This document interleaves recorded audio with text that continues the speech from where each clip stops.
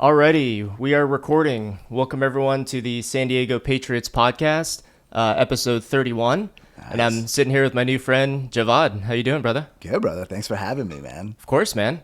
Yeah, I know we had the pleasure of meeting probably a month ago, not too long ago, but, kind of connected online. And Yeah. I was interested in getting to know you a little better and the brand you represent and a little bit more about Apogee, which we'll get into later in this discussion. But appreciate how cool you've been and just being willing to, shake hands and, meet up, talk, get to know each other. Of course. It's all about just, meeting with like-valued people who are doing good things. So, Yeah. Oh, definitely, man. thanks for having me, brother. I'm excited.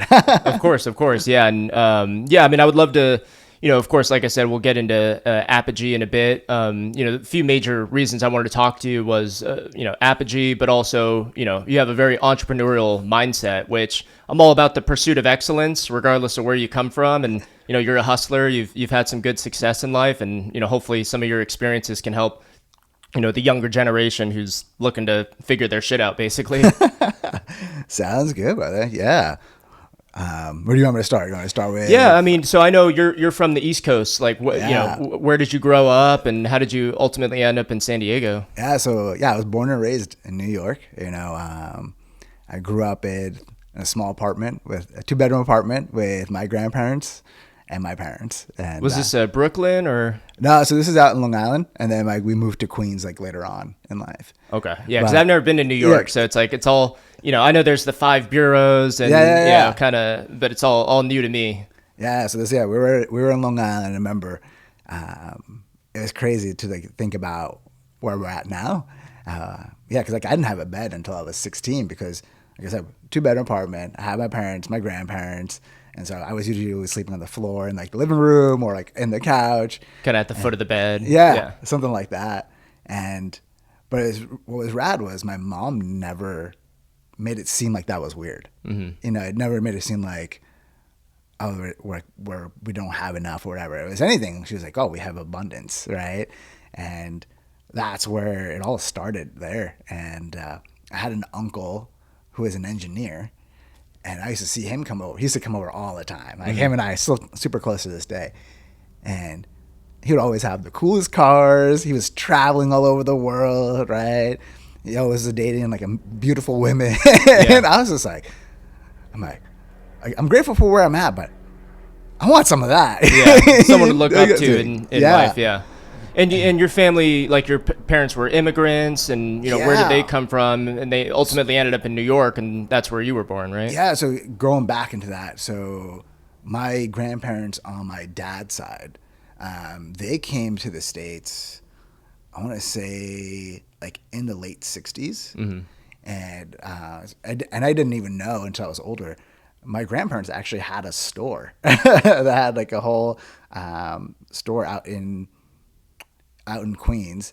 Okay. And like a bodega. It wasn't actually a bodega. It was more like this Pakistani Indian kind of store where they were bringing different saris, different jewelry, just different kind of stuff from back from Pakistan into here. You know? Serving that aspect of the community. Yeah. Of course.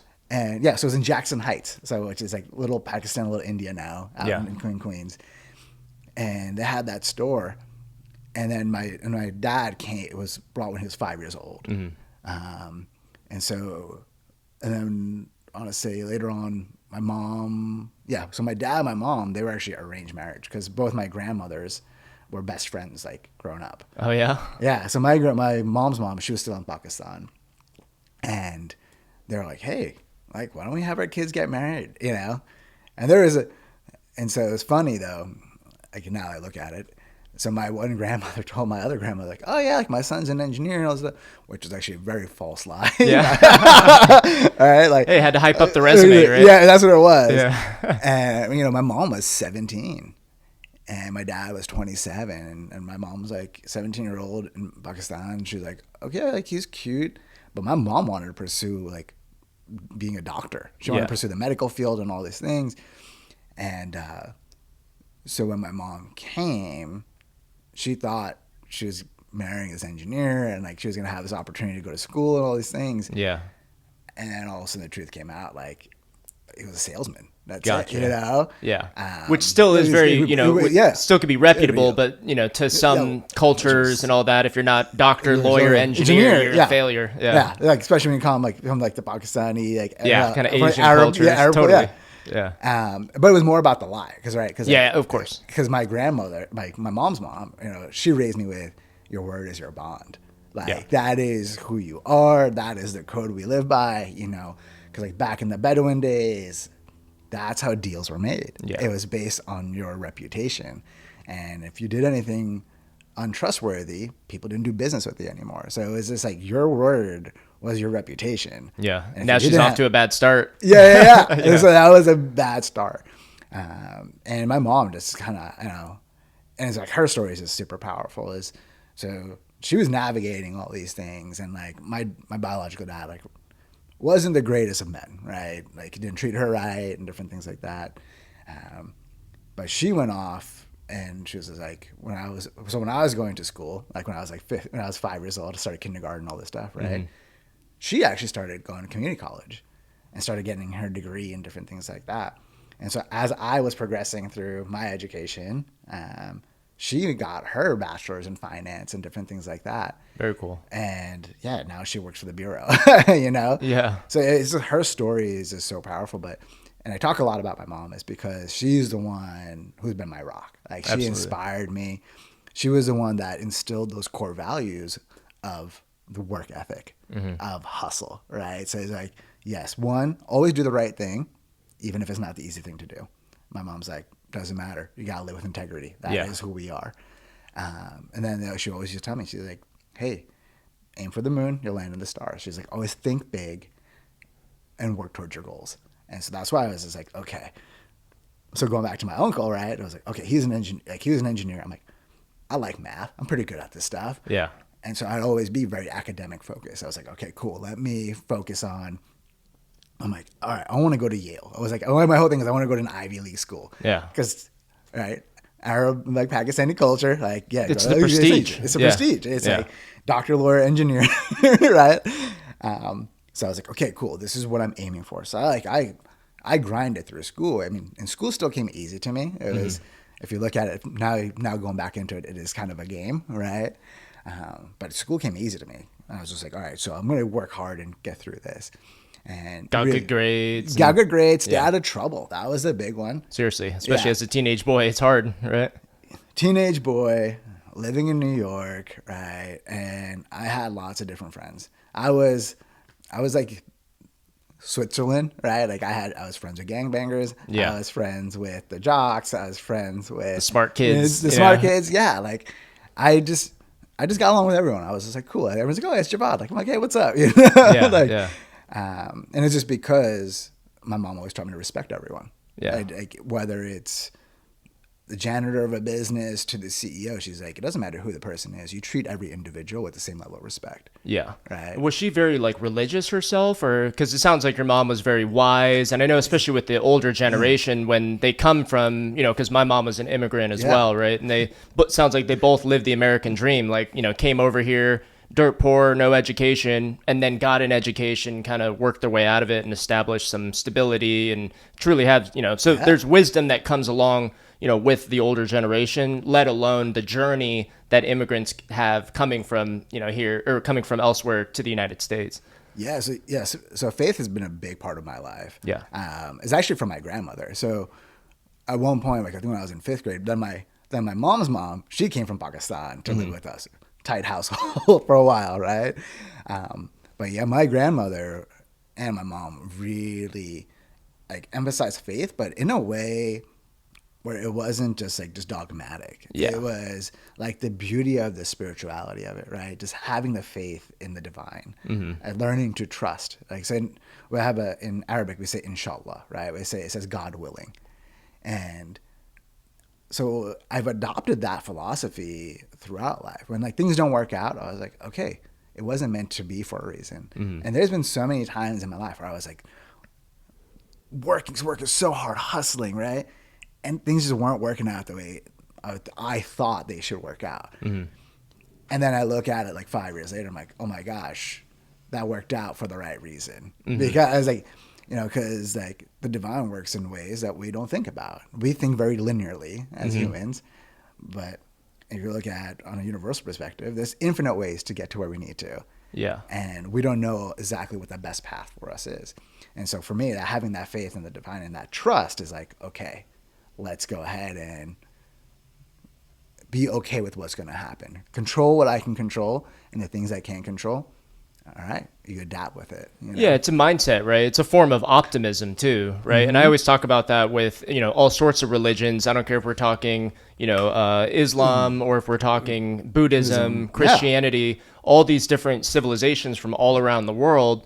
They were trying to improve their own experience. Absolutely. So they're now compiling wisdom like, okay, we now know, for one example with like the Bible, right? The 7 deadly sins. Whether or not you're religious or you believe in God, the 7 deadly sins are true human emotions and phenomena that if you don't watch that carefully, your life will start to get crappy and you'll find yourself in trouble. So it's like there's a lot of wisdom to be learned there. And it sounds like even if you find yourself in a situation where you're lost, you can kind of look towards that wisdom and look towards those ancient texts to help be like, okay, well, actually, I will get through this, or, I should, pat myself on the back because I tried. And now I'm going to go move on to the next thing rather than just staying pent up and, too focused on things that aren't in your control. Absolutely. And because I studied like all the different faiths. Like, so I took a whole world religions class because I went to University of San Diego, and part of it is taking some religious classes in there.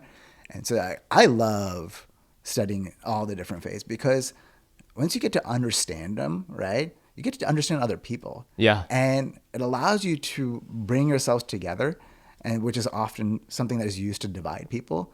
If you look at the universality between the Abrahamic faiths to even to like Buddhism to Hinduism, the ultimate journey, like the ultimate destination, is the same. Like, we're just trying to be better people. Yeah, we're trying to improve our experience. Yeah, and it's just the approach is just a little bit different. But when you have people, it doesn't matter from what faith they're from, but they have the core values that are the same and that intentionality to better themselves and to better those around them. I'm like, okay, cool. Like I can vibe on that, right? Yeah, it's like we want the same thing. Yeah. And when you start focusing on what brings people together, that's what creates community. And I love talking to people from all different backgrounds because they have so many different perspectives that allows me to look at things from a different lens. And so I always tell people, I'm like, I want to surround myself with like-valued people, but from people with different perspectives. I don't necessarily need them to be like-minded, right? I don't want them to necessarily think like me. But if your core values are the same, I like having someone that thinks differently because they're going to make me think differently. And we can go at each other and be like, okay, I understand you. I may not agree. And sometimes be like, wow, that was eye-opening. I want to go back and reflect on this, Yeah. Well, and I like that you emphasize like your priority is things that bring people together, right? Because like one of the main reasons I started this podcast, which I shared with you, is it seems like we're in a very divided kind of society right now. Whether you're more online or off online, there is a little bit more division than we've seen before.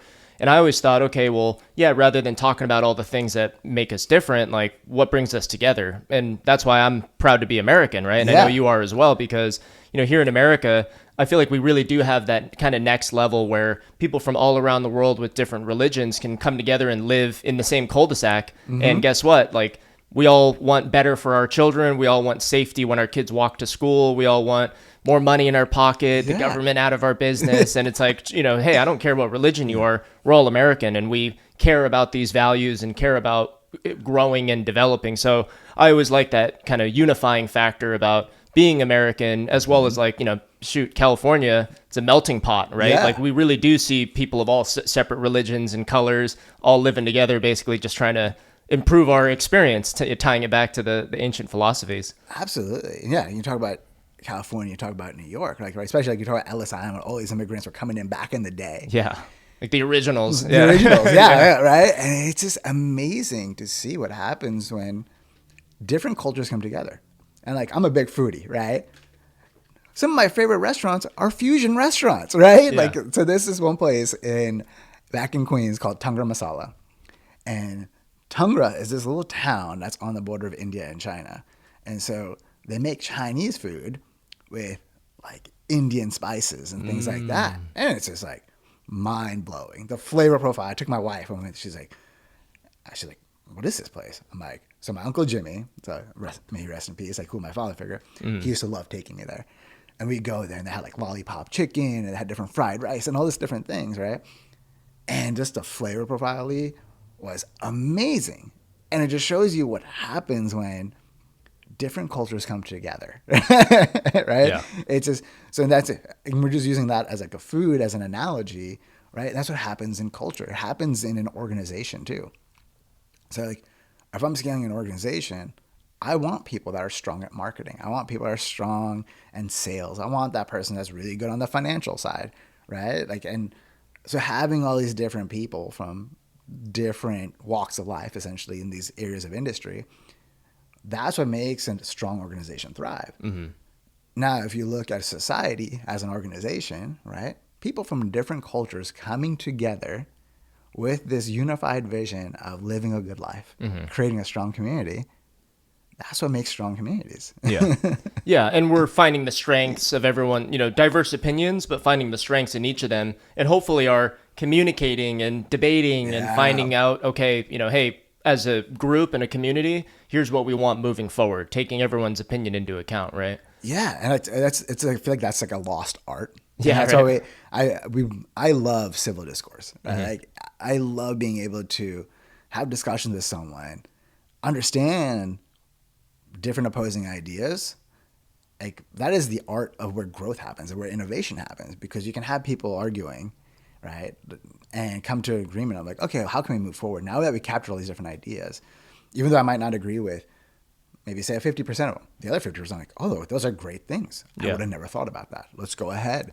And that's the point of debate too, where it's like you're trying to get to the shared truth between your view and the other person's view, right? Absolutely. And I always talk about Jordan Peterson, my favorite psychologist, and he refers to the same thing, like, and we can go down the rabbit hole on freedom of speech and, censorship and the dangers of all that. But one of the main dangers of it is if I'm censoring you, I no longer get to hear what you think and what you have to say, because I may be wrong about something and I may learn something from you. How crazy is that idea? Learn something from having a conversation with someone. But that's something that I do agree, like, maybe is maybe going in the wrong direction there. And it is kind of a lost art, like you said, something that I would love to see things turn around and people really start to embrace kind of old school freedom of speech, American mindset, say what the hell you're thinking, so long as you're respecting other people and not wanting ill will and violence on someone for disagreeing with you.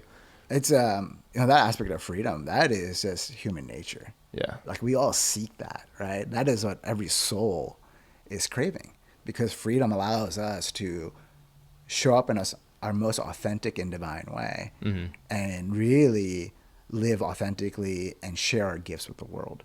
Yeah. But when you don't have freedom, right, what happens is you start going into a survival mode because your will is being constrained. And like we talk about freedoms here.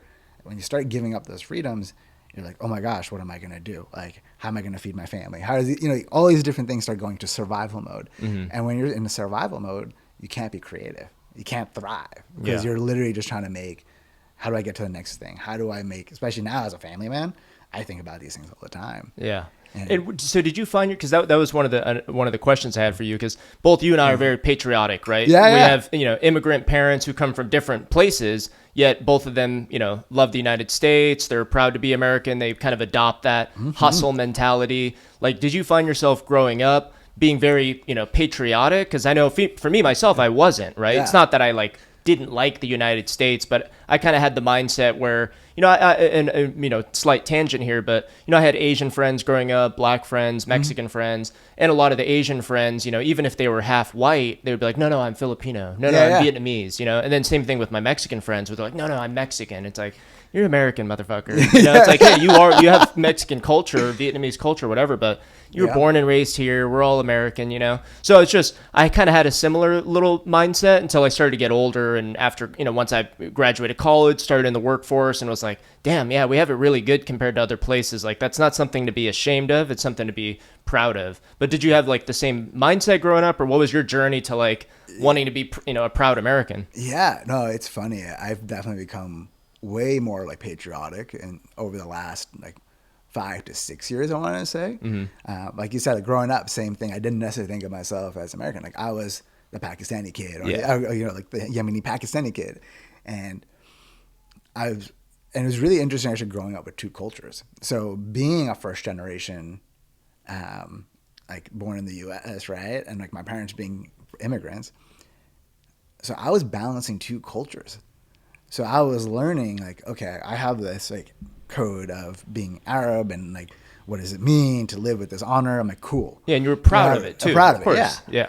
And there's also this other part of also like how you handle dating. So like this is like always a funny story for me, right? Is like dating, there is no real dating in like the Arab Pakistani culture. There is like, you don't date. Because more the arranged marriage type, right? Yeah, or like if you're gonna go on a date, like you're going with a group of people and different things like that.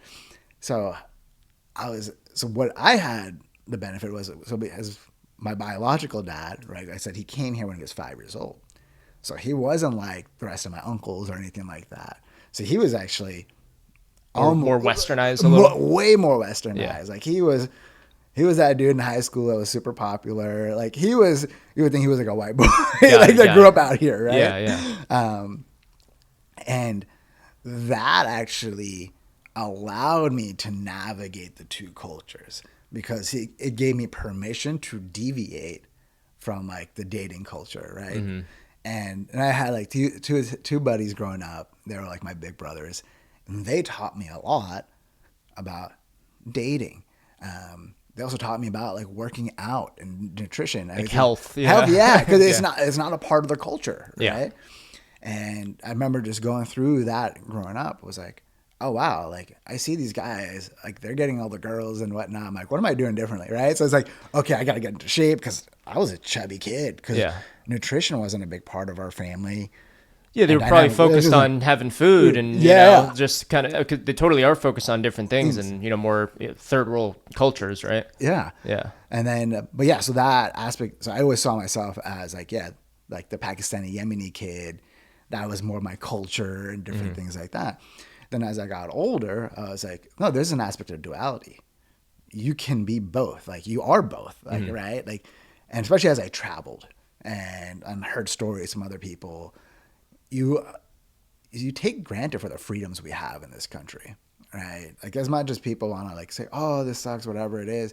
I'm like, when you get out there and you travel, you start seeing how much we have taken for granted and how much we should be grateful for, because this is the true last like free country in the world, and it is our duty as citizens to protect those freedoms and make sure we're doing the things that following the Constitution and not just giving our rights away for quote unquote safety. Right? I love that quote of freedom over safety. I will live by that. That's a good one, because that really does. Those are 2 points of confliction we find throughout the government, because the government, or even bringing up Jordan Peterson again, talking about like the era of the helicopter parents, right? Yep. When you look at these helicopter moms, they're always talking about, well, no, I love my kid. That's why I wrap him up in bubble wrap all day and don't let him scrape his knee outside. And it's like, okay, well, you are leading with compassion, giving benefit of the doubt, right? Even when it comes to the government. Yeah, sure, you're leading with compassion. You want safety for people,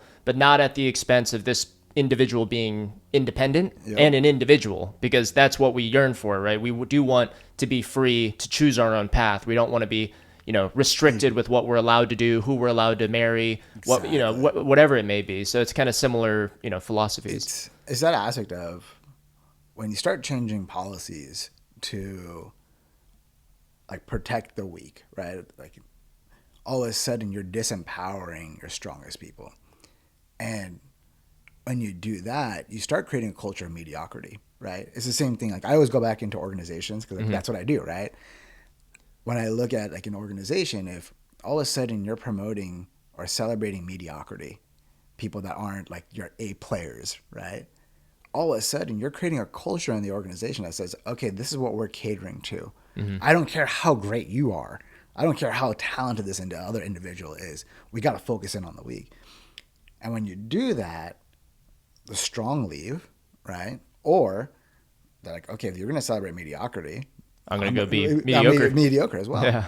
And all of a sudden, now you have a culture shift Now you're not having your high qualified people being innovative and creative because that's not what's being celebrated. And that's what happens to us in society as well, is if we're not empowering people to be stronger, right? Then we're disempowering people because we want to have power over them. So like that's one thing I always look at is, do I surround myself with people that are going to empower me to be better, right? Or do I have people that are trying to reinforce a victim mindset? Because if someone's trying to reinforce a victim mindset on me, it's because they want to have power over me. But if I have people like, Javvad, step the fuck up. Like, you can do better. I'm like, okay, yeah, you're right. That's what I need. Or like, hey, Javvad, I know you're struggling. Cool. I got you. But you can do this. Yeah. It's very different than, poor Javvad, like, what happened to you? This It's is not your fair. fault. Yeah. You didn't do anything wrong here. It's everyone else's fault. There's no accountability. I'm like, you're right. Like, oh my gosh. What is that doing for me? Yeah. You are now putting me in a position of weakness. Now you can have power over me and control me and manipulate me. Yeah. So I'm just it really is that kind of, it has overlap with the helicopter mom, right? And I always talk about like, okay, if I have a friend who's 400 pounds and like getting heavier, has bad habits, the easier thing to do is just pretend that's not happening, or to just be like, no, you're good, you're fine. Avoid any little bit of discomfort. Or you can be real with your friend because you care for him, and then actually tell him like, hey, I'm concerned about your health. Like, hey, I think, hey, why don't we go walk around the lake together? Why don't we go do this together? It's like, that would, in my view, that's the more compassionate thing. It may be kind of the tough love approach, right? Absolutely. And, philosophically, maybe that's kind of like your fatherly role versus like your motherly role, right? But like, fathers are important, right? Yeah. And fathers come in because they set boundaries, and they will slap you if you need to be slapped, right? So, but it's all comes from a place of love and wanting this individual to be better off, right? So I see a lot of ties with what you mentioned. that aspect of tough love is a big one because, I even grew up around like addicts and different things like that. And the ones that have overcome addiction, they'll always say it's the tough love that got them through, allowed them to move forward, because everything else was just enabling them. And when you hold that boundary, like, hey, I have love for you, but guess what? I'm not going to give you any money. You want to go to a rehab center? Cool. Like, we'll take you there. Yeah. But you're not getting shit. Like, you're cut off from everything. Yeah. And when they realize they've hit rock bottom, they don't have anything, they will either like have that awakening moment and make that life forward, or something else, right? Yeah.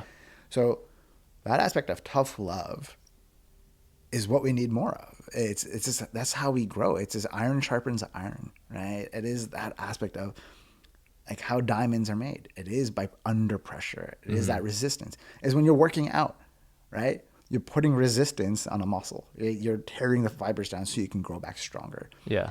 And that is what we're trying to, you want to do that with an individual. Like me as a father, like that's my baby girl. I'm a girl dad, number one, right? Yeah. And she's 4 years old now. 4 years old, yeah. And I love that girl. Like that is my baby girl. At the same time, I do, even though only at 4, I don't baby her. I try to empower her in different ways. Yeah, when she's having a moment, I will slow down, be compassionate. I will listen to her emotions. Right? I have to empower that, especially in the divine feminine kind of side of things. Be like, okay, no, it's okay. This is a safe space. Like Baba's got you. Don't worry. But then there's other times where, she's like maybe like fussing or whatever, and I'm like, it's okay. You gotta adapt. And I remember one time, and so she was like 3 years old, and I kept reinforcing her the idea of, hey, things don't always go our way. What do? We adapt. So my mom was over, and she was gonna bake something for her, and she's like, oh no, like we're all out of this ingredient. And she goes to my mom. She's like, it's okay, Gigi. We just need to adapt. My mom was like, what? Did you just say that? Right? And I was just like, intergenerational wisdom getting passed back and forth. Yeah. And it was just like, for me, that was the beauty.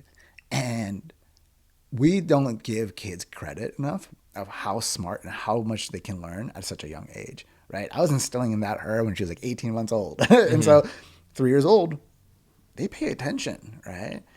And you get the credit for that as well, you and your wife, because you guys were clearly taking the right steps by her actually digesting that and having that understanding of that framework in life. Yeah, it's just my wife's amazing. Like she's an amazing mother, and we balance each other out well, but we're also very aligned in that way of, hey, if we put a boundary, like you have to hold that boundary. Yeah, because you're also teaching your child about creating boundaries, right? a lot of us are taught to. So I always go into like when I talk about alignment and different things like that, divine consciousness. Whenever since we're young, we're taught to like be nice. But it's not just being nice, but it's appeasing. Put down your feelings to make these other people feel better about themselves, right? And that's actually very dangerous because so my daughter, she doesn't want to give someone a hug. I don't tell her like, oh no, go make them. It's your job to make them a hug. I'm like, no, honor your intuition. If there's something you're picking up on, right? You don't need to go give that person a hug. You can be respectful. You can say hi. Actually, you don't even have to say hi. If there's something weird like freaking you out, like all good for it. Because I know growing up, there'd be so many times where I was like, oh, I don't want to like go give this like weird uncle or whatever a hug, right? And then you find out later like that they're a terrible monster, right? That's what it comes in. No, like I'm serious. Like, and it's crazy how intuitively we know these things at a young age, but we are so used to appeasing or being nice is the big thing, instead of like, hey, you can be kind and loving, but still hold boundaries. And that's what I try to work a lot with my daughter, because that intuition, like that gut feeling. I don't know if you've ever had those moments, Lee, where you're going into a situation and something just doesn't feel right. Yeah, absolutely. Yeah, I always say that, I know they've kind of debunked the whole left brain versus right brain, but I always myself talk about like my emotional brain and then my logical brain. It's like, yeah, my emotional brain can sometimes get me into some trouble, but sometimes it's also a good intuition and helping maybe something I'm not rationally seeing here, right? And then on the other hand, I have my rational brain where it's like, okay, even though I don't want to do these dishes, even though I don't want to do whatever uncomfortable task, I know I have to for the greater good in the long term. Okay, I'm going to overcome my emotions and go do that activity, whatever it may be. But yeah, so definitely relates. Yeah, it's like that aspect of intuition is so powerful, and it's like when you even talk about from human performance, is something we've been taught to neglect. Yeah, and that's what like I do a lot of work on with teaching people and to tap back into that higher consciousness, because we're all energetic beings, right? Like that's how sharks navigate north and south. Birds know where to go. All this fun stuff, and we all radiate that electromagnetic field. And when you start paying attention to it, it's like my favorite thing is saying is like, yeah, it's like, prayer is us speaking to God, and intuition is God speaking to us, the divine speaking to us. Never thought about it that way. Yeah. And so it's just like I've had situations where I was just like, ooh, I was like invited to a party or whatever it was back in high school. I'm like, I don't know if I should be going. Like something was like, no, don't go. Right. And I was going to go, and I'm like, all of a sudden, like my body even stopped. Like, I'm like, okay, like, yeah, I'm just whatever. I'm not going to go. And I'm glad I didn't, because then like I found out the next day from my buddies, like, oh my gosh, there's a huge brawl, all this stuff. Cops came, all these things. And I'm like, oh, like that was like the divine speaking to me, right? Yeah. Intuition. And the same thing, even going into business. Like I've had opportunities where I'm like, I'm about to sign a contract, but I'm like, ooh. Something feels off here. Yeah, like the paper, I'm looking at the papers and everything looks good, but something my intuition's like, something's off here, right? Yeah. And then I find out, I was like, no, I'm not going to do this. Then I'm glad I did, because then I found out that it was a scam or whatever it was. Yeah. So it's learning to trust in that. And like, I'm going to talk about this because it's so important to teach our kids to be able to trust in themselves in that way. Yeah, for sure. And I did want to double click on your consulting business, and because I think when we met a month ago, something that I thought about was like, I think you and I share the interest in like evolutionary psychology. Like why do humans act this way? What makes us tick? But you've taken it to a whole nother level where you're now taking that, trying to digest it, make sure it's understandable, and then apply it to helping people improve their professional lives, their personal lives. And like, you've really become an expert at it yourself. Like, how did that start? I know you first, had a 10 plus year career as an engineer, and then kind of ventured off into starting your own business. Yeah. Like, how did all that begin? Were you always interested in kind of how the human mind ticks? I mean, how did all that start? Yeah. So it's funny. That was always a passion and like a natural strength of mine. So it's funny, like back in college, a bunch of my buddies would always call me Hitch, because you remember that movie with Will Smith? Yeah. Right? Because I would always be giving them like advice or coaching on like, hey, okay, here's what your goals are. Okay, like interpersonal advice. Yeah. Yeah. It's like, okay, here's your goals. Like, okay, this is what you got to do. Or, okay, you're trying to date. Like, this is what you need to step up. Oh, this is what, this is what I'm saying to you. This is what's being communicated. And I always loved that aspect of just helping people achieve their goals. Like it always made my heart smile. Yeah. And then it was when my father figure, my Uncle Jimmy. So, he was like such a good man. Like he was the one that he would literally give you his shirt off his back if you needed it. And he would burn fingers. Very selfless. Yeah. And he's also an immigrant. He came from Cuba. Like he escaped, Castro and all that stuff with his family. And he actually started a business and stuff out in New York. But he was just such a good man, like just pure-hearted. Mm-hmm. And where was I going with this? Oh yeah, the consulting side. So then all of a sudden in 2012, he got really sick, and I didn't know. I was just like, what? My mom called me. She's like, hey, Uncle Jimmy's sick. Like, I'm like, what are you talking about, Mom? She's like, they're giving him like 3 to 6 months. I'm like, what? All right, I'm not gonna waste any time. So I was like, it was a Saturday night. Literally, I was like, got home, booked my flight. Yeah. Like, all right, I'm gonna be there on Wednesday morning. It's like, I don't want to waste any time. The morning I'm flying out to go see him, I got a text message saying that he was already gone. Wow. And that moment for me, I always say, is probably the key pivotal moment in my life, where I always say the day he died was the day I started living. And that's when I started really reflecting on, like, what's life all about, right? Like, I'm like, no one's going to remember me for being this amazing engineer or, strategist, whatever you want to call it. People remember you for the impact you have in their life. And life can be taken from us at any moment, right? Yeah. And because my Uncle Jimmy was only 55 when he passed. Yeah, and I mean, and him being a father figure role to you. Yeah. And then, again, I mentioned Jordan Peterson, but he always talks about how, as a man, it's a big pivotal moment when your own father dies, or when your father figure dies, because that's kind of someone that you always looked up to, where it's like you find yourself in stressful situations. What would your uncle do, right? Exactly. Like, how would he handle that situation? Like, and that's a North Star for you, and kind of like, what is it, like a lighthouse for you, making decisions with both your intuition and rationality. But so that being a pivotal moment for you, you're now finding yourself, shit, like, how do I, like, it just really made you think, I imagine. Yeah, that's why, because I was doing like 60, 80-hour weeks at that point in the office. And that's when I was just like, hold on, time out. I got to reevaluate how I'm showing up. And that's where I started diving more into the coaching consulting side of things. Because I also had like a terrible boss at that time. And it was just like, all right, let me get into more like learning about leadership development, different things like that. And then I was just like, okay. So as my career developed, I learned all these different things.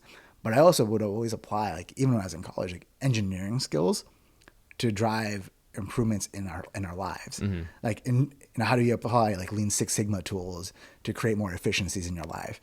Right now I create strategy. So it's all about making visions a reality. I love being able to elicit and take people's vision and then help them create a strategy on how to execute it. Mm-hmm. How do you align the different areas of your life to create flow, right? Like making sure you're healthy, and how is your financial wellness? Who are you surrounding yourself with? Like tribe, right? Yeah. And then ultimately your habits and routines, for sure. And how are you ultimately showing up? For me, like, how am I showing up as a man? How am I showing up as a father? How am I showing up as a husband? How am I showing up as a leader for my community? So these are the things I look at, and like, how do I make all these aspects of my life line up to the vision I'm creating for myself or for my family? Because if any one of those is off, you're having conflict, right? And whenever you have conflict, that's where disease happens, or dis-ease in the body as well. So for me, it's always like, how do I keep those things always in alignment? Because if there's something not aligned there, I'm going to get stressed. I'm going to get, not the good stress, but like that stress of like, I'm having conflict. Why aren't things working out the right way? Yeah. So, okay. So that's where like that whole coaching consulting business, all that stuff kind of developed. Was the day he died was the day I started living. That's why I say that, is because I started wanting to do more of creating impact, whether it's working with smaller organizations to help them create a culture that develops their employees, allowing business owners to show up as better leaders in their own personal life so they can show up for their families and their business. Right? Yeah. So it's not just professional. I mean, it really is. Because as you mentioned, it's like, is your health in order? Like, how is your relationship with your wife? Maybe if that can be improved and you get that under control, all of a sudden your relationship with your kids get a little better. Then maybe how you show up at work gets a little better. So I totally see that's what life's about. And I even, again, I'm 27 right now, and found a few years after college, I was like, hey, I love my career. I've had some good success. had more money than ever, more time than ever. And I was like, still miserable. I was like, what the hell? And I had to really have, look inward and, had my own kind of spiritual journey where it's like, okay, yeah, I drink way too much. I don't eat super healthy, don't have a great relationship with maybe, some people who are close around me. And I had to like literally, kind of break myself down and build myself back up with that strong foundation of health, family. And once you have those in order, it's like I consider those priority over my career, even though I love my career and my hobbies and all that, of course, right? But if those two crumble, all of a sudden everything else crumbles. So I had to kind of find, that new hierarchy of my values and all that stuff. So I totally hear what you're saying, where if you do want to be an excellent business owner, well, you do have to have your own life and mind in order before you take that on. Yeah, you have to be able to lead yourself and your family before you can lead others, right? And that comes with leading ourselves. It is, are you making the right habits? How are you showing up? How are you emotionally handling things, right? Yeah. Because you see it too often. Like, there might be people that are multimillionaires, but they're not happy, right? And it's funny. I go back into The Great Gatsby. You know how at the end, there's no one that shows up at his funeral, but like everyone's like, you would think he has all these friends when he's throwing all of these like party, like everyone's there, everyone loves him and all these things. But when he died, only that one guy showed up. And it's funny, that came out at the same time my Uncle Jimmy passed. It was like the movie, not the book. Yeah. And I was looked at, I'm like, oh, how will people remember me? So that's what I ask myself every morning. How will I be remembered? Yeah. What am I doing that's going to be with more purpose? Is it going to allow me to be a better father, better husband, better leader? Every major decision I do, I ask that question. I actually turned down a job offer that was like twice my salary because I was going to be working from 6 a.m. to like 6 p.m. every day. And I don't mind hustling, you know me. I love putting in time and the money, like and time and work into it. But this was something different because and my daughter was 2 at that point, and I was like, I'm gonna be spending all this time making money, but will I have time to work out? Will I actually have time to travel with my family? And the other thing I was looking at, am I gonna have a mentor here who's gonna challenge me to be better, right? And so whenever I look at new like career opportunities, or even when I'm like consulting, I look at who am I going to be working with, because I'm like, you have to have an alignment in values. Because if I have someone that's aligned in my values, they're going to be like, yeah, Javvad, no, like go do what you got to do for your family. Like work will handle this. Don't worry about it. Right. Yeah. And that is where strong leadership comes into. So when you can get into, if you're looking for a new job, I tell this like all the younger like college kids and stuff I mentor, I'm like, look at the culture. And if you can't look at the whole culture, look at the hiring manager. I'm like, the person you're going to be working for, how are they showing up, right? Are they healthy? Are they a family man, right? Because they're going to have such a different perspective than that person that is just so identified to their career. Because all they care about is them just climbing the ladder. Correct. They don't care about how they impact others. So they're not going to care about how they have an impact on you. Yeah. Yeah. And it is that holistic, mindset that does allow, because I think we both know people out there who are very successful in their business, but their personal life is just out of control. And for me, I don't know how sustainable that is. And, of course, there are still, 60-year-olds out there who made those choices and basically were kind of single, men for the past 20 years. Maybe their kids don't like them as much, but they have a lot of money and they have a successful career. Would you look back as a 60-year-old saying, yeah, I made the right decisions? Or would you look back saying, damn, I actually really wish I did spend more time with my family? And that's another thing that, if we look throughout history, if you're an older person and you look back and reflect on what you're most proud of, it is usually family and helping other people and responsibility. You're not talking about that party you went to or, some fun little thing that you were doing. So it's like, and I always tie this back because I did not grow up religious at all, right? Yeah. But now I kind of find myself way more spiritual and like really interested in kind of how all that works. And, there's people always say like, well, how do I know, I want to be happier, but how do I know what activities I should spend my time on that will actually make me wake up feeling happy?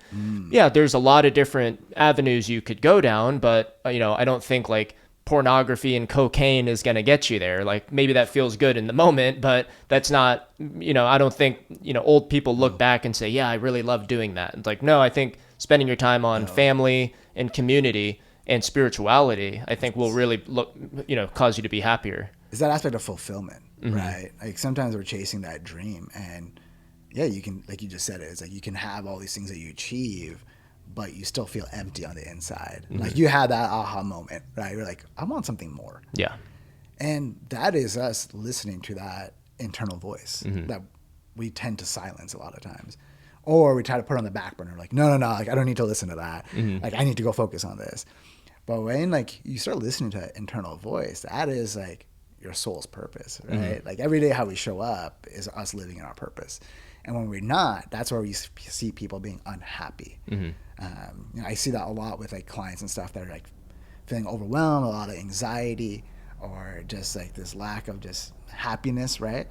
And a lot of it is because they're living in conflict with who they are, or who they're meant to be, rather. And so when you kind of start unfolding or unpacking that, and you're like, okay, well, what truly brings you joy? They're like, well, this, and this. I'm like, okay, you need to do more of that. They're like, well, I can't. I'm like, why not? Then you start looking at it. It's actually just self-imposed limiting beliefs. And you're like, no, you can do all this stuff. Yeah, may require some sacrifice and some rearranging of activities and priorities, but yeah, you can make it happen, and probably should. Yeah. And that's why one of my favorite things I've recently learned from one of the mentor calls I was on. You can learn a lot about a person by looking at their calendar, right? What you're prioritizing on your calendar is going to tell you what this person prioritizes in their life. So like for me, my mornings are always blocked out. Like that is my time to do my morning alignment and my prayers, like my coffee, my meditation, my journaling, my reflection on life, setting my goals. Then it's also time with my daughter in the morning. Like her and I will play for a little bit, or get her ready for school and all that. Oh yeah, she's too little for school right now. Right? Yeah, or like preschool. For the day. Yeah. So it's just like she'll be like, "Oh, Baba, can you make me breakfast?" I'm like, "Of course." So getting her like nutrient dense like breakfast, like, with like eggs and toast and stuff like that. Yeah. So that's my morning. Then I have my work hours, and then my work hours, I know what I need to work on. But then after like my work hours are done, that is straight up like either time for the gym, time for family time for reading, whatever it is. I have it blocked off. I actually have family time blocked off on that. I don't care if I have a client calling me. People know between those hours, I'm not going to respond. I might respond later that evening when my daughter's gone to bed, and and I've had my alone time with my wife already. She's gone to bed. I'm like, all right, let me see. But when you prioritize your schedule, that is you also creating boundaries, and you have to hold that, because as soon as you slip up those priorities, it becomes a spiral, because people are like, oh yeah, I can bypass these boundaries anytime. Yeah. But like coming back to prioritizing your calendar. Yeah, and it sounds like when you're referencing your own schedule, you're also very present in the moment for that activity. You're present when you are helping get your daughter prepared for the day, right? Yep. And then she's now ready. You transition to work mode. You're super present. You know what you need to get done. That was something that it reminded me, something that I learned in the past few years that I didn't know before, and I wish I knew earlier as a young adult, right? Yeah. I was kind of just like, I was not a great student. I was someone who I think picked up things very easily. And if I would study for the test, get a good grade on the test, forget everything because I crammed. Yeah. Wasn't good at doing my homework or attendance, any of that stuff. But I know that, something that I wish I was doing sooner was being present in the moment. Right. And I found myself, like, even when I started working from home, I wasn't as present doing my work, and then I wasn't doing as well of a job. Yeah. So I really had to figure out that kind of mental boundaries, and like figuring out how to do time blocking on my calendar and all that stuff. So that was a big kind of lesson learned for me. And then, so I know, of course, kind of from what I'm picking up in this conversation, like, you had a lot of these principles and values instilled in you, like as a young man, grew up, as of about 5 years ago, kind of really started to become more patriotic, had your daughter 4 years ago. So now you're a big family man, adjustments to your priorities and how you view the world. And it sounds like now, as of the past like year, you're now getting more involved in like the community, right? And like trying to get to know folks in the community, give your contribution. And I would love to, transition into Apogee. Yeah. So like, do you mind kind of walking through like, your involvements in the community? Did that become before Apogee? And then we can kind of dive into like what Apogee is. Yeah, so going back to like always living a life of impact. So when I would go meet with different business owners, or like whether I was at the gyms were training at, or just meeting like local owners, because I love supporting local like businesses. So I would just make that just general, that genuine relationship, and then I'd be like, oh, how can I help this person out? Oh, let me connect them with so and so. Oh, they need this.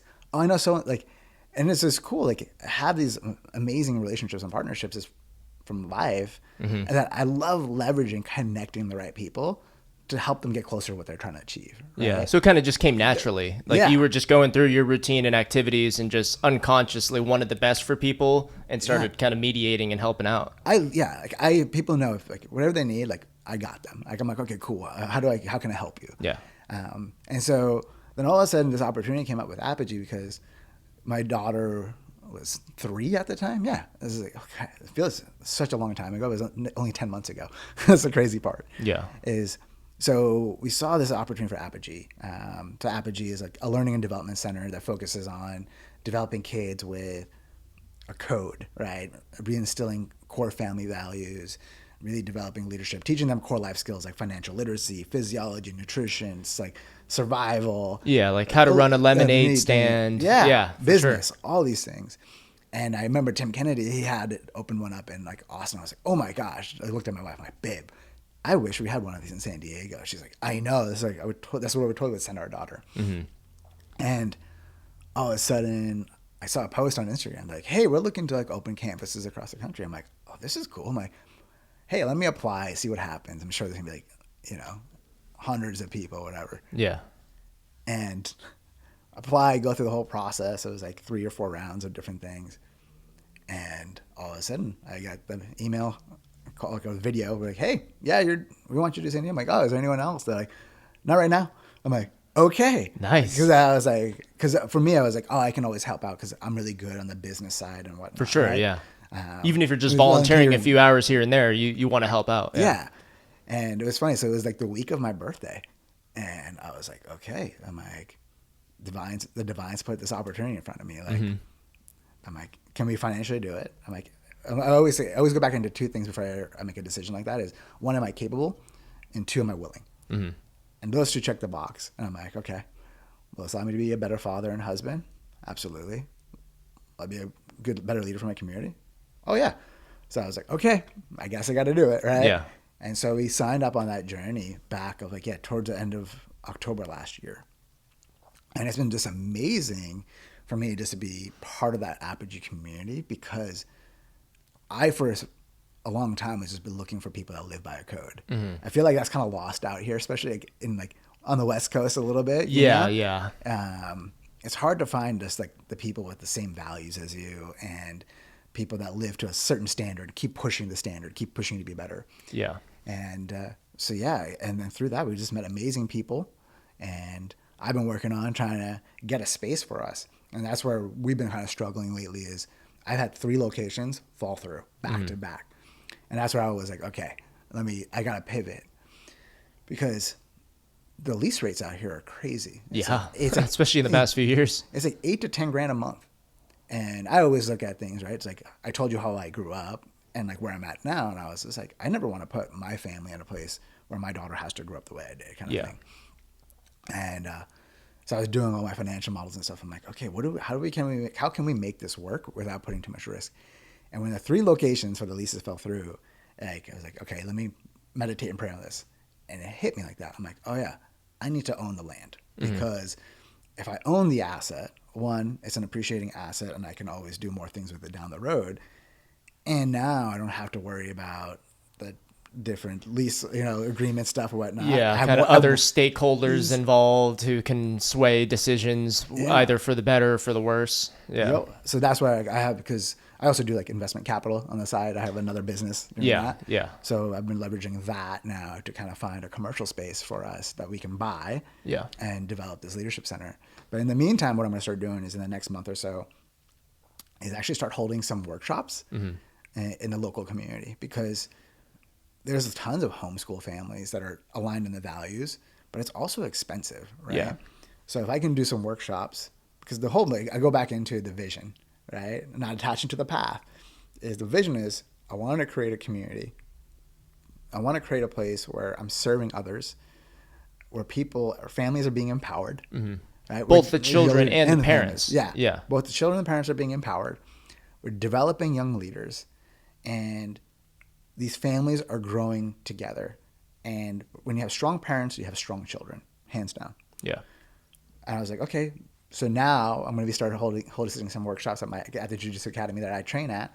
I'm going to start doing some workshops like once or twice a month, just to give all these families opportunity to tap into some of these resources until I find an actual location. You know? For sure. And you're not waiting on the school to legally and officially start. You're starting the community aspect now. Yeah, because that's the vision of it. We're not building a school. You know?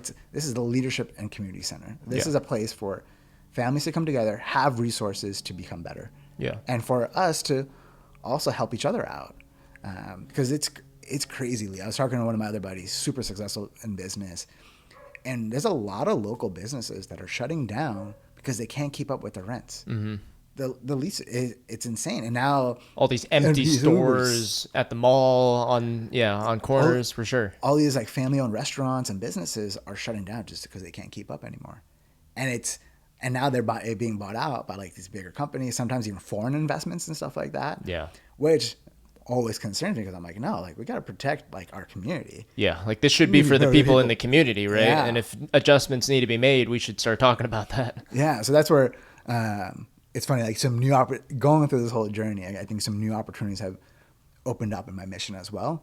Seeing how can we do this more across the country with partnering with some other people. Like I met some amazing men in the Apogee program that are awesome. I imagine, yeah. And we talk about leveraging strengths. You know, this is kind of what we're trying to do, is maybe looking at how can we serve other communities throughout the nation as well, not just San Diego. Yeah. And you know, even like taking a step back. So me personally, like I came across Apogee 7 months ago. So like within the year, right?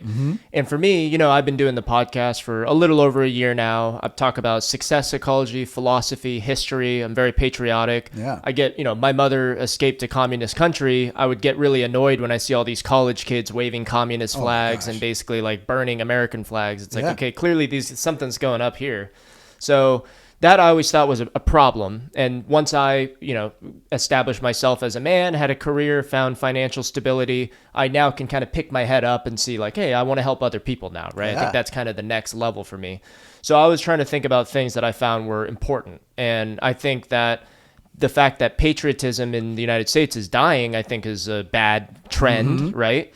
And as I started to look into like, okay, well, why do people hate America? Why are they, how did this even start? Then I went down this total rabbit hole of just like, you know, the woke ideology. And it's kind of, in my view, just the latest form of communism. Communism really is meant to demoralize the people while empowering a small little tiny group at the top with centralized control. Can talk about that, you know, all day if needed. But when it comes to, so I started to look back and see like, okay, what's going on with all these kids, right? Yeah. And then I start to look and see other people like Jordan Peterson and, you know, Thomas Sowell, an economist I like, kind of voicing concerns about like where the United States is headed, both on an economic perspective, but culturally as well, right? So, you know, patriotism's dying, but also more and more kids these days can't read. And I was just like, what's going on here? And then I started to get into, you know, understanding how like the, you know, public education's working and kind of the teachers unions, and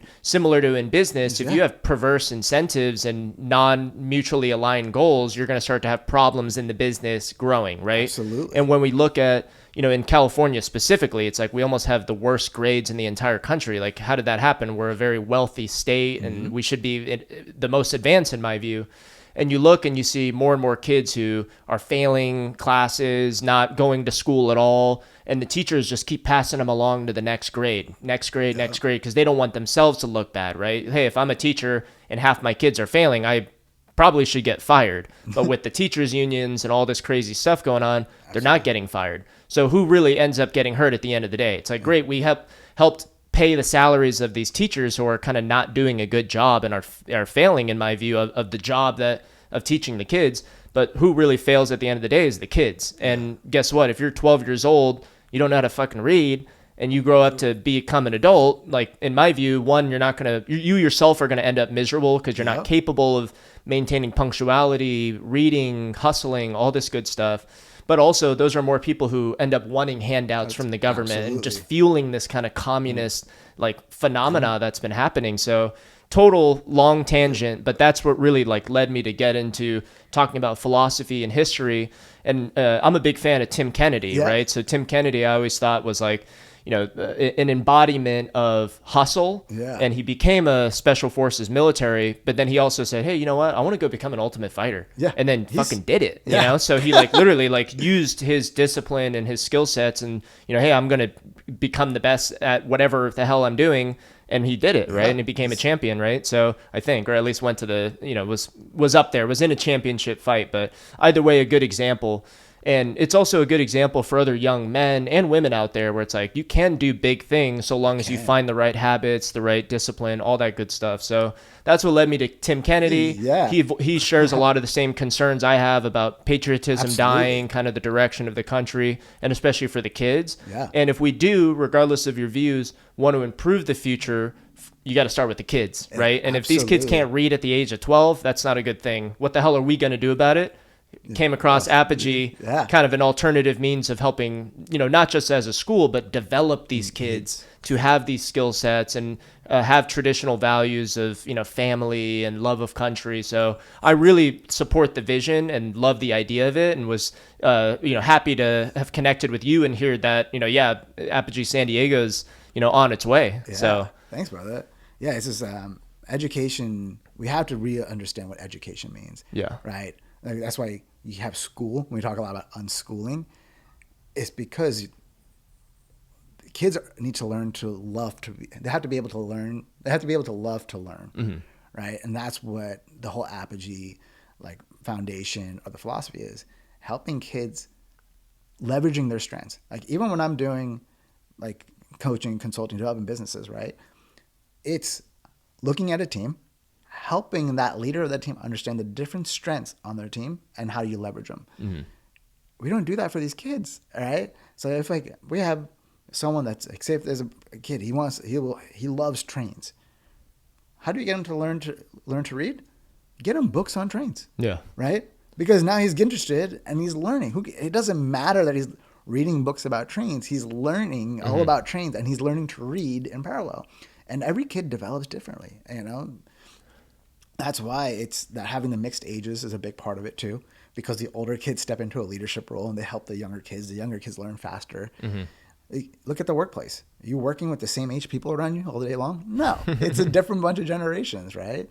And that aspect of code is the big one. And like having Socratic conversations, being able to think critically. I want you to be able to have a different opinion and be able to defend that argument. And being able to go into a situation being like, oh, okay, I'm in here to understand, not be right. And that is what we do. And it's really about creating that strength as a family unit. That's why we talk about physiology and nutrition, because if you're not healthy, how are you going to do well in all these other areas of your life? You have to take care of yourself. Probably even like personal finance, right? That's something that every adult American I talk to is like, why the hell weren't we like, and why wasn't this emphasized when we were, kids? Like, I wish I knew that when I was 18. How do you not know about budgets and cash flows, right? Like it's the key basic things that make a huge difference in your financial life. Yes. And the important thing for me is that it's not being taught in your traditional K through 12, right? Like I went to public school. I can read okay, so it's like, hey, I'm not saying everyone's doomed, right? But why wouldn't we do the best that we possibly can for the youth to turn them into and condition them into being strong men and women? And that's the whole thing is like stopping the indoctrination. Right. Like that's a whole nother big part. That's a whole different rabbit hole we can go down to.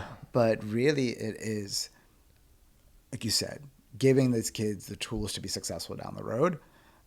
Because I'm a product of public school. Right? Like that's I'm thriving now because in spite of it, because it was the code and the work ethic my mom put in me, the value sets, the critical thinking, being able to, those are the things my mom invested in me, right? That allowed me to be successful. And that's the other part. That's why it's a full family engagement, is because parents are the primary educators. they are the primary teachers for their children.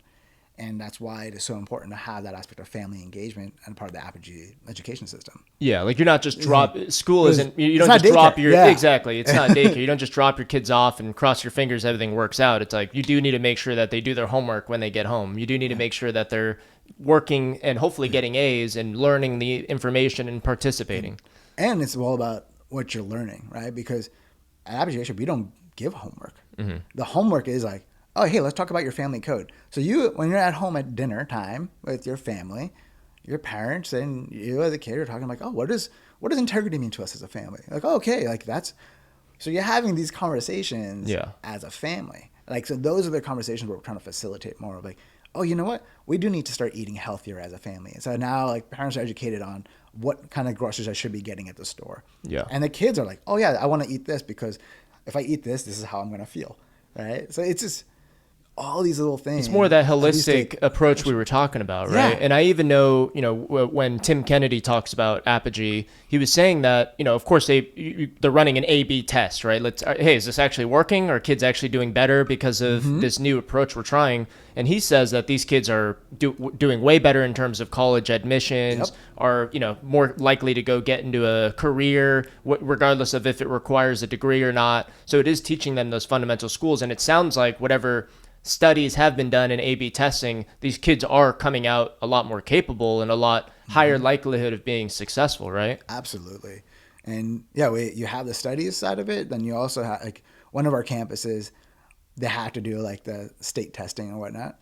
They outperformed any other public school that was out there. Wow. And it was amazing to see that. Yeah. And parents should be listening to that. Like, what the hell? Like, I would want to put my kid in that. Mm-hmm. Yeah. And that's exactly kind of why I became a part of it, because I'm one of those people, if I'm going to complain about something, I better have a solution for it, right? Mm-hmm. And so that's kind of where it's a blessing, honestly. And I'm just so excited for, one, that like Tim and Matt created Apogee and like are doing this push across the country, and also to all the affiliate owners, because this is not easy. Yeah. Like, you're going up against public education. It's going to be kind of tough. Yeah. And it's just like, also you have to learn, some people come from a business mindset, right? So like learning how to do your LLC, creating the right bank accounts, coming up with your tax strategies, learning how to negotiate a lease, or do I even do a lease because it doesn't make sense in my area, learning to navigate zoning, and then having the marketing side, right? So it's like you have these affiliate owners because they're doing all the work, and across the country it's because they believe in the mission. And that's where I came in, was like, I believe. Yeah, you're a busy guy, but you're willing to take this on. Yeah. So that's why it's like, for me, this is such a passion project, is because we want to truly create change in the world, create change in our nation, in our community. It starts with our children. Yeah. And I want a brighter future, not just for my daughter, but for all her peers. And when you raise a generation of critical thinkers, guess what? It's way more difficult to manipulate them. Yeah. Well, and I'm sure you've seen on the news where we've had all these crazy protests on college campuses, and the same idiots waving the communist flags and burning American flags.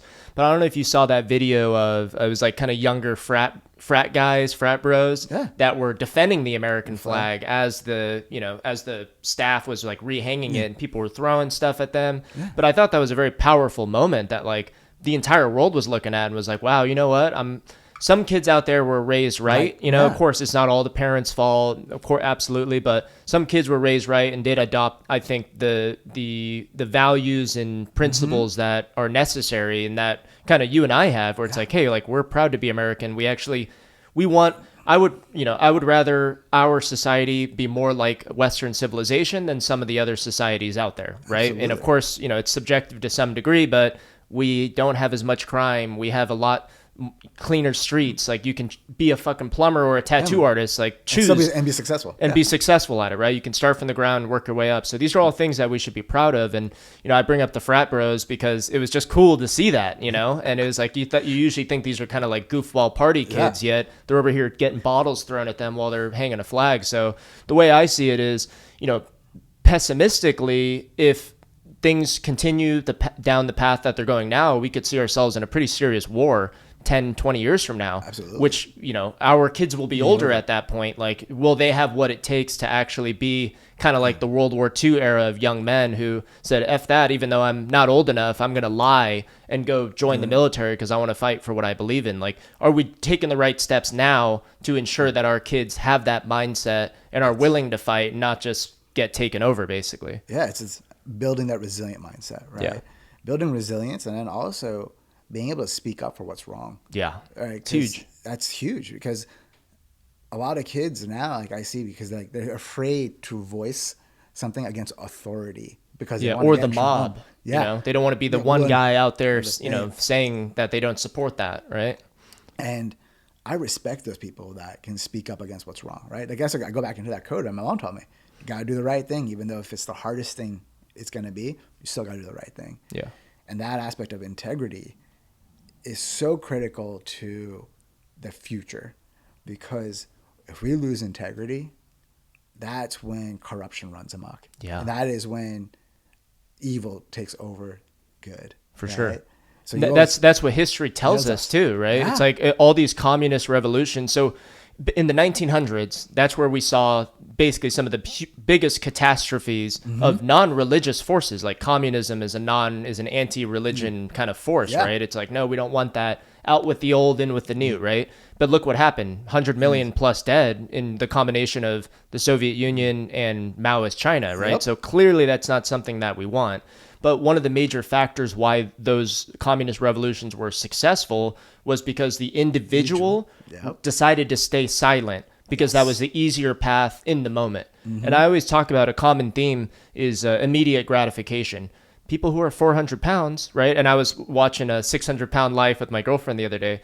And, and it is sad. You're looking at, people who have absolutely horrific bodily conditions because of a mindset that they've either adopted early or it was conditioned over time. There, we can get into the psychology of it, but what it comes down to is immediate gratification, right? Yep. So yeah, it's easier to, shovel food in your mouth and drink Mountain Dew, right? Instead of water, right? If I want a long, successful marriage, I can't just go sleep with every woman that I see. That's immediate gratification, right? Same concept of going along with the mob, right? And if the mob is all saying like, no, America sucks. It's tyrannical. It's blah, blah, blah. And, you yourself are like, oh shit, hey, I don't want anyone bothering me. I just want to fit in and lay under the radar. Okay, yeah, America sucks. And then people really, and Dr. Phil, I have some posts on him on my Instagram, but he has a quote, I think it's his, where he says, don't lie just to make someone else feel comfortable, which is totally a real phenomenon. Absolutely. And we see that across what we're seeing today with the whole woke communism and all that, but also in the communist revolutions in the 1900s, or even in Nazi Germany, right? There was a lot of Germans who didn't like the Nazis, but hey, I mean, if someone's pointing a machine gun at me, it's kind of hard to not, it does require bravery, and it still is the right thing to do to stand against it, but it's hard, right? And they make it harder, and that's these communist revolutions. They intentionally make it harder for individual people to speak up and say, no, actually, I don't like that. But the big takeaway, my last comment on my tangent, what I learned is like, courage is contagious. Yeah, right? And it inspires other people. And it really takes that first person to say, hey, actually, that's wrong. I don't agree with that. And then some other guys like, hey, actually, I agree with this guy. Yeah, I don't think that's right either. And then all these other people feel more confident and courageous to actually speak up and say something. So one person can have a massive difference. Yeah, it's funny. The analogy, the vision that was coming to my head is like, if you ever go to like a wedding and different things like that, and there's like no one on the dance floor, then you get that one person that starts dancing, and then everyone right? starts coming out, right? And it's just being like, more of us need to be that guy that starts dancing, right? Because people are silent, but once they see courage in one person, it happens. It's also actually an energetic thing, because it's that vibration. And when you live in the good, the purity of which is good intention, that vibration is way stronger than any kind of darkness or evil, right? And when you start living in that vibration, you start lifting other people's vibration, and all of a sudden you have more and more and more. It's like the frequency of that gets so strong and intensifies that it starts to radiate further. Oh yeah. And that is what we need to do. And that also comes from being strong men and women. Like really, if we're men to become strong again. That is one thing I look at, right? Like, I'll be in the park with my daughter. I'm looking at some of the other dads, and I'm like, dude, you could not even chase after your kid right now if he was running. Yeah. Right? It's just things like that. I'm not trying to be judgmental asshole. It's but tough love. Yeah. It's you want the best for these dads and their fucking kids. Yeah. I'm like, you need to be strong. Like, you need to work out. You need to know how to fight. Like, that's why I love being a peaceful man. I choose peace. But if I need to unleash violence to protect my family, I absolutely will. It's the warrior in the garden. Yeah. Right? Yeah. Yeah. No, I love that. And that's another thing. It's like a common theme I've been chatting with people about is just like not being afraid to know what is positive masculinity. Not every form of masculinity is toxic masculinity, right? And I think that's what people get wrong. Like being punctual, having tough love, firm with boundaries. These are all good skill sets for all humans, let alone young men. And when we start to rip that away from young men, they grow up to be the soft men that, in my view, and history shows, are more likely to get us involved in, war and chaos and tyranny. That's why it's like, a weak man doesn't have a code. Yeah. And a weak man is more it'll cause more havoc and harm than the man that's going to live with a code. Yeah. Because the person that's actually dangerous, they choose to be dangerous when they need to be. And that aspect of being a strong man allows the woman to be in her divine feminine. It allows women to be the nurturing, let me be the caretaker, all these different roles, right? And that's the other shift we've seen, because you had so many weak men, and that forced women into just like, oh, I'm going to be strong and independent. Like, don't get me wrong, I was raised by strong women, my mom, my grandmother, but they're still also very much in there. They were in their feminine. Like, there was still nurturing and all this stuff. They never lost that toughness, because when the man comes in, they feel protected. They feel, they don't have to step into these roles of I have to go protect everyone. It's I can be the nurturing mom. So that aspect of the divine masculine and the divine feminine is so critical, and you need strong men to step up so women can be in their divine feminine, and allows them to show up, which allows us as a community to raise our children in a successful environment. Because now you're showing young girls, young women, right, what a strong man looks like, a man that lives by a code, that can provide and protect, but is also grounded emotionally. It's not just like a robot. Yeah. But it's showing those aspects, because then that's what they look for in a man. That's why I train hard every day, and I keep raising my bar, because I don't want. So when my daughter, she's not impressed by some dusty little kid. I was like, oh no, you're not you need to step the bar up. You're below average here. Right? Yeah. So it's just being the role model. And when you have more strong men, right? And I talk about it from the man side because I'm a man, right? Of course. I would let my wife talk about being in the divine feminine, because she's amazing at that stuff. But when you keep raising the bar of society to be stronger and better, instead of being like, oh yeah, the average is this, but I'm like, no, this is optimal. So when you pursue optimal, you can shift the average in this range, right? I'm a very data guy, but if you keep saying, oh yeah, let's support this average of people making shitty decisions, because there's a lot more of these people. Let's make this the target. Yeah. Now you're setting the bar low, and you're not creating this optimal. It's raise the bar, hold the bar, and keep pushing it, kind of thing, Yeah. And that really is one of the consequences of socialism and communism, is it really does lower the bar. And it does, if you're no longer, like you said, rewarding people for being productive and being excellent, then why the hell would you want to do that? Right? Why would you even waste your time and energy? And it comes down to the whole immediate gratification again, because it's easier to sit on the couch and do nothing. Yep. Absolutely. But in the long run, you're more likely to be miserable. You're more likely to be weak, all these other negative consequences. And so I know, back to the Apogee. Yeah. So I know for me, I watch a lot of Tim Kennedy's content. He talks about it a lot. For any local San Diego parents who are hey, this seems kind of interesting, seems like something I'd want for my kid. What resources would you point them to get to know more about Apogee or anything like that? Yeah, so I would point them through the apogeesandiego.com. This is our website. We also have our Instagram, this Apogee _San Diego. Yeah. And this is the Apogee program. like the Apogee program, they're always posting content because, they have the strong men's program, the strong women's program. I like a lot of their posts on the main Apogee Instagram. Like certain quotes, historical quotes, like even 9/11 remembrance, all that good stuff. So that's like I say, it's a community. Like it's not like just an organization. It's really a community of just like valued families and individuals. And I also have like the young men's program, and like they're starting to create a young women's program too. Very cool. But that like, I'm on the call usually with like the young men. Like we have different guest mentor calls weekly. Nice.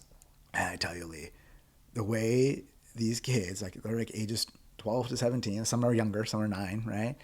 The way they articulate their thoughts blows my mind. They communicate better than most adults I know. Wow. And it's funny. There'll be times where like, because some of the other guys will be all the Apogee men's. We also get invited to the mentor calls, or like we'll get people like Tulsi Gabbard and different amazing mentors in. I'm a big Tulsi Gabbard fan for sure. Here, like, I love her to death. But you get amazing, just different individuals in the community, just in the country, that are just mentors, and they come on this call. Yeah. And sometimes the guys will like have our hands up, and then like one of these young bloods will just like ask this most question that's just mind blowing, and you're just like, I'm gonna put my hand down after that question, because you're just like, wow. Yeah. It just, and I just seeing that, and then just seeing how these young men show up in the call, like they're punctual. They're like, oh, hey, good morning, sir. Thank you for being here. All these things, and that's what that's what's being created, right? And that's what we're trying to do now in each city. So everywhere there's like Apogee campus, we're trying to just create this little cohort that you get tapped into this whole nationwide community. Yeah. And it starts on the local level, especially, even if you talk politics, if you really want to make a difference, you got to start on the local level. Because, who cares? Hey, you may not like what people are doing in Alabama. Yeah. Good thing you're in San Diego. Like, you can do your own thing. And, the policies you're advocating for, you will see the difference of if it's on a local level. Same thing with culture and, having, what do they say? It takes a village to raise a kid. Yeah. Community is important. And it's one of the things that I think we're lacking on. And Tim Kennedy says the same, right? But that's what I like about Apogee is like, not only does it kind of help solve some of the lackings of, the K through 12 public education. Yes, we want to make kids smarter, but we're also bringing community together. Parents who say, you know what? Yeah, I don't want to put up with this BS that we're seeing at the local school. I'm going to put my kids in here, and we're going to make our kids way smarter than those kids, right? And you're connected with like valued families, right? So they're also living with the same code. Yeah. So you don't have to worry about like your kid going to someone else's house and not being held to the same standard or boundaries, because when our kids aren't learning from us, they're learning from their friends and their friends' parents, right? And that's why I make it very clear on who I surround my family with. So like the men that I have in my life are strong men, because I want my daughter to see like, oh, this is the norm. Yeah. Like anything beyond this that's not normal. Like a bunch of good men. What does a good strong man look like? Surround her with good women, good strong women. Oh wow, these are what strong women look like. Like all aspects, like how are they showing up? Like they're still in their divine feminine, but they're also like business owners and different things like that. Like, yeah. So showing her that this is the norm. And then when their kid, her friends and stuff come over, they see me, they know, and then their parents know. Like, I don't have to worry because I know exactly who Javvad and his family are. Yeah. Like we know. And the kids know not to act a fool around you, right? Yeah, because they know I'm going to hold them to the same standard. Yeah. Yeah. I love that. And so when you have that, because that is the thing, that aspect of tribe, right? Having that consistency in code. And that's what we're trying to create. I love it, man.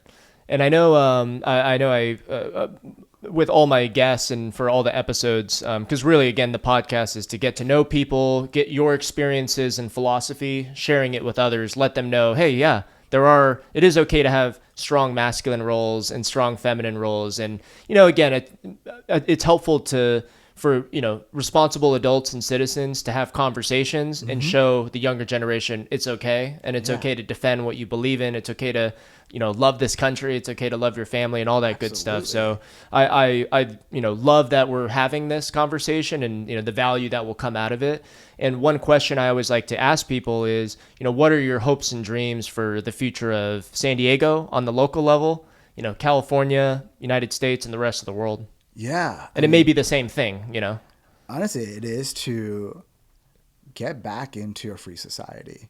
and getting back into having strong men and women wherever we go, being able to have civil discourse, going back into freedom, right? Because we lose freedom, then we don't have our nation anymore. And for me, is being able to have that aspect of stopping this woke ideology, that because as soon as you don't agree, all of a sudden you're canceled or like you're the enemy, right? It's crazy. Like after 2020, I lost a lot of friends, quote unquote, right? Because I disagreed with them on certain things. And I was like, hey, let's hop on a call. Like, let's talk about this. And they didn't want to. Yeah. And I want us to go back as a society to be able to have conversations, especially difficult ones. Yeah. And be able to walk away and say, you know what?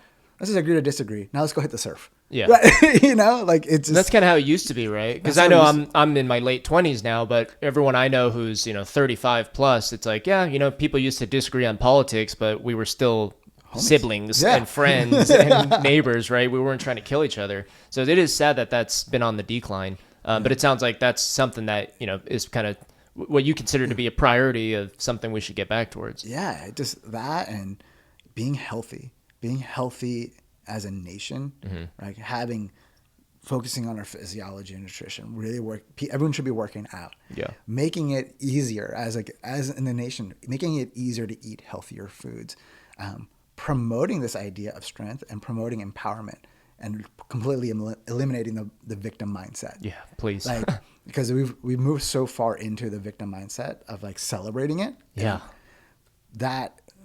Once we eliminate that, that's where we'll start seeing the change that we need as a country, right? Yeah, it's the victim Olympics, right? Yeah. Everyone's competing who's the bigger victim, and whoever's the bigger victim should get more of the money, should get more of the resources and power. It's like, no, let's go back to a meritocracy. Yeah. You earn your stripes. It's in jiu-jitsu. Yeah. You don't get a stripe just for showing up. You get your stripes because you put the time in, you earn it, and that's what life is all about. So I want us to go back into being a strong nation, being a leader in this world, because then once we're a leader, right? Because then I'm all about creating impact, right? Then we can help create impact in other parts of the globe. Yeah. But we need to focus ourselves here first. Totally. As we talk about, you have to lead ourselves before we lead our families, and lead others. That's what we need to do as a nation, is we need to lead ourselves first before we step into the global scene. Yeah, I totally agree, man. Yeah, and I know, I appreciate you, showing up and being willing to have a conversation. And I always say that, one, even if we don't agree on everything, or even if we agree on nothing, I appreciate people who try to grow and people who hustle. I find a lot of that, appreciation in entrepreneurs. You yourself are a successful guy, both in the professional realm, but you do take care of your family. You do and care for the community, and you do want better for this country. So I appreciate people like you and the actions that you take, and which aren't selfish, right? Like, you're actually doing things outside of yourself. So, as a San Diegan and as an American, I appreciate everything that you're doing. And, hopefully as this podcast grows and Apogee San Diego kicks off, we can collaborate, help one another grow, share ideas. The best minds in my network, I hope to connect to you, and, vice versa. But, appreciate everything you're doing, and appreciate you being willing to have this conversation and show the next generation, like, hey, keep doing what you're doing. We're doing things right. So I appreciate it, brother. Yeah, thanks for having me, brother. And thanks for reaching out. I appreciate that. Yeah. We'll do another one, man. For sure. Awesome, brother.